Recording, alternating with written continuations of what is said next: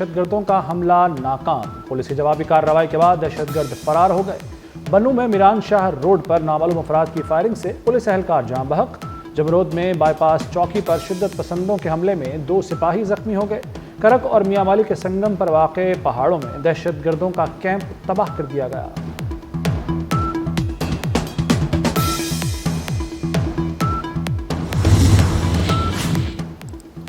وزیر داخلہ محسن نقوی کا حملے ناکام بنانے پر کے پی پولیس کو خراج تحسین، کہا پولیس نے بہادری سے خارجی دہشت گردوں کا مقابلہ کیا۔ پولیس دہشت گردوں کی سرکوبی کے لیے ہر اول دستے کا کردار ادا کر رہی ہے۔ ہم سب مل کر دہشت گردوں کے مذموم عزائم کو ناکام بنائیں گے۔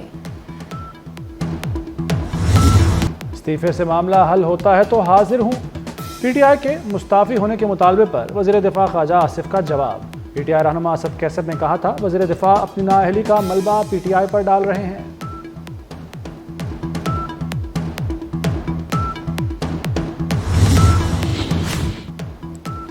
ریاستی اداروں کے خلاف نفرت انگیز مہم اور مبینہ ٹویٹس کا کیس، بنی گالہ سے گرفتار پی ٹی آئی کارکن حیدر سعید اسلام آباد کی ضلعی عدالت میں پیش۔ عدالت نے 3 روزہ جسمانی ریمانڈ پر ایف آئی اے کے حوالے کر دیا۔ ملزم حیدر کے خلاف ایف آئی اے میں مقدمہ درج ہے۔ ایف آئی اے کے مطابق ملزم کے سوشل میڈیا اکاؤنٹس اور ڈیجیٹل شواہد قبضے میں لے لیے ہیں۔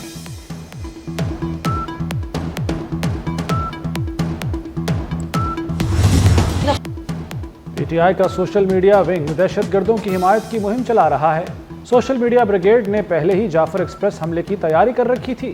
بیرون ملک بیٹھے بھگوڑے پاکستان کے خلاف زہر اگل رہے ہیں۔ وزیر اطلاعات پنجاب عظمہ بخاری کی کڑی تنقید، سوال کیا کہ وزیر اعلیٰ کے پی کس بنیاد پر افغانوں کو شہریت دینا چاہتے ہیں؟ دہشت گردوں کے تانے بانے افغانستان سے ملتے ہیں۔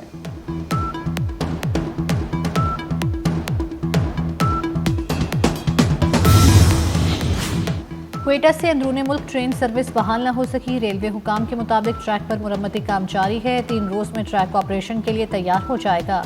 سیکیورٹی کلیئرنس سے ملتے ہی ٹرین سروس بحال ہو جائے گی۔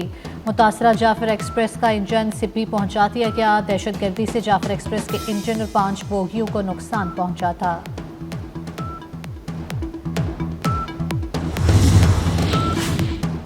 سوشل میڈیا پر منفی پروپیگنڈے کا الزام، پی ٹی آئی کے 16 افراد 18 مارچ کو دوبارہ طلب۔ فردوس شمیم نقوی، میاں اسلم اقبال، حماد اظہر شامل، اون عباس، وقاص اکرم اور زلفی بخاری کو بھی طلب کیا گیا ہے۔ جے آئی ٹی نے علیمہ خان کو بھی 19 مارچ کو طلبی کا نوٹس جاری کر رکھا ہے۔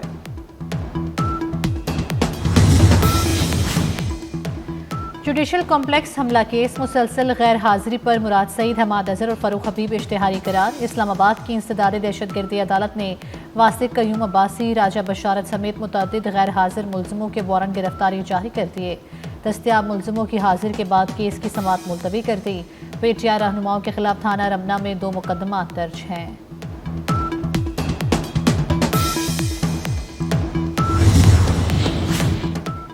وزیر اعظم سے امریکی آئی ٹی کمپنی کے وفد کی ملاقات، شہباز شریف کا پاکستان میں سرمایہ کاری میں دلچسپی کا خیر مقدم۔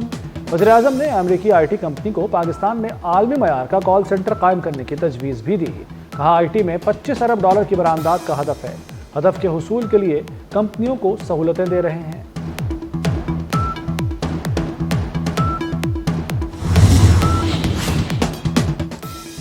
وفاقی سرکاری ملازمین کے الاؤنسز اور پے اسکیل پر نظر ثانی کی فی الحال تجویز زیر غور نہیں۔ ہائرنگ اور سیلنگ بڑھانے کا معاملہ زیر غور ہے۔ وزیر خزانہ محمد اورنگزیب نے تحریری تفصیلات قومی اسمبلی میں جمع کرا دی۔ وزیر اعظم جلد صنعتوں کے لیے بجلی سستی کرنے کا اعلان کریں گے۔ وزیر اعظم کے معاون خصوصی ہارون اختر کا ایف پی سی سی آئی میں اجلاس سے خطاب، کہا ایکسپورٹ فائنانسنگ اسکیم میں بھی ریلیف دیا جائے گا۔ وزیر اعظم معاشی شرح نمو کو 5 سے 6% پر کرنا چاہتے ہیں۔ سرمایہ کاروں کا اعتماد بحال کرنا ضروری ہے۔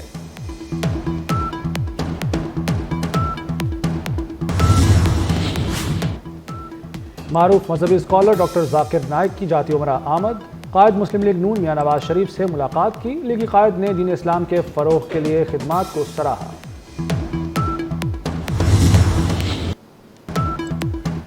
ایف آئی اے افسر پر رشوت کا الزام، اداکارہ نادیہ حسین نے بیان ریکارڈ کرا دیا۔ کہا جعلسازوں نے مجھ سے پیسے مانگے، چاہتی ہوں جعلساز کو پکڑا جائے اور اسے سزا ملے۔ اگر کسی کو ایسی جعلسازی کالز آتی ہیں تو ایف آئی اے میں رپورٹ کریں۔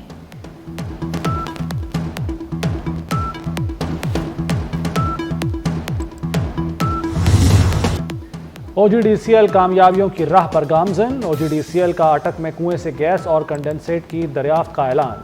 کنویں میں 4942 میٹر گہرائی سے نئی دریافت کی گئی۔ ترجمان کے مطابق کنویں سے 13.95 MMSCFD اور 430 بیرل یومیہ کنڈنسیٹ کی پیداوار حاصل ہوگی۔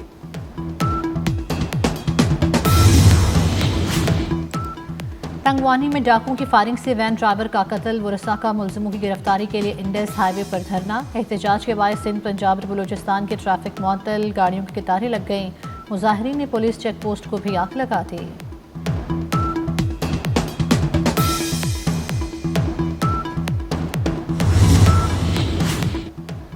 امریکہ کے یمن میں حوثیوں کے ٹھکانوں پر فضائی حملے، ساحلی شہر حدید کو نشانہ بنایا۔ حملوں میں 53 افراد جاں بحق، 100 سے زائد زخمی ہو گئے۔ جاں بحق افراد میں حوثی رہنما انصار اللہ عبد الملک شامل۔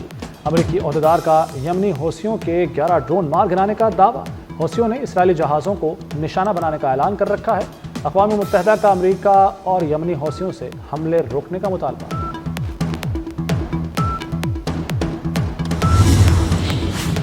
امریکی صدر ڈونلڈ ٹرمپ نے کل روسی صدر پیوٹن سے رابطے کا اشارہ دے دیا۔ کہا ٹیلی فونک گفتگو میں روس یوکرین جنگ بندی کی 30 دن کی تجویز پر بات کروں گا۔ پیوٹن جنگ بندی پر راضی نہ ہوئے تو یہ بری خبر ہوگی۔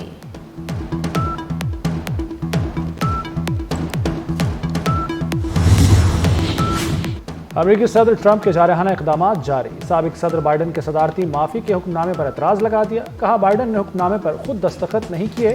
بائیڈن نے آٹو پین سے سائن کیے جن کی قانونی حیثیت نہیں۔ بائیڈن نے کیپٹل ہل حملہ کیس کی تحقیقاتی کمیٹی کے ارکان کو معافی دی تھی۔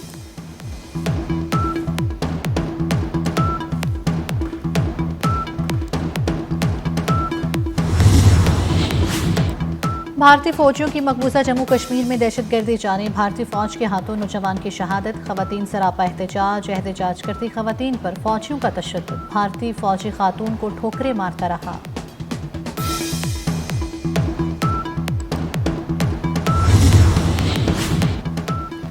کراچی میں آسمان پر شہاب ثاقب کے دلکش مناظر۔ شہاب ثاقب کے نظارے رات 2:43 پر دیکھے گئے۔ ماہرین فلکیات کے مطابق زمین کے مدار میں کروڑوں شہاب ثاقب موجود ہیں۔ یہ زمین کی فضا میں داخل ہو کر روشنی پیدا کرتے ہیں۔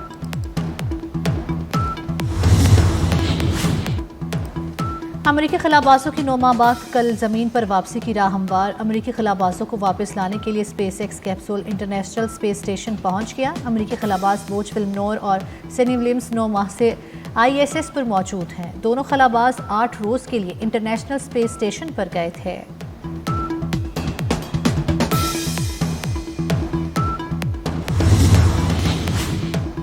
پاکستان اور نیوزی لینڈ کے درمیان دوسرا T20 میچ کل کھیلا جائے گا۔ قومی کرکٹ اسکواڈ کرائسٹ چرچ سے ڈونیڈن پہنچ گیا۔ میزبان سائیڈ کو سیریز میں 1-0 کی برتری حاصل۔ قومی کپتان جیت کے لیے پرعزم، کہتے ہیں دوسرے میچ میں کم بیک کریں گے۔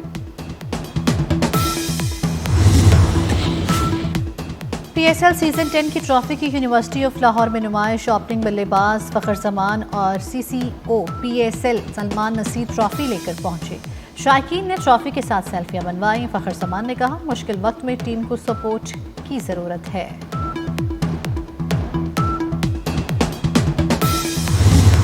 کرداروں میں حقیقت کا رنگ بھرنے والے اداکار عابد علی کی 73ویں سالگرہ۔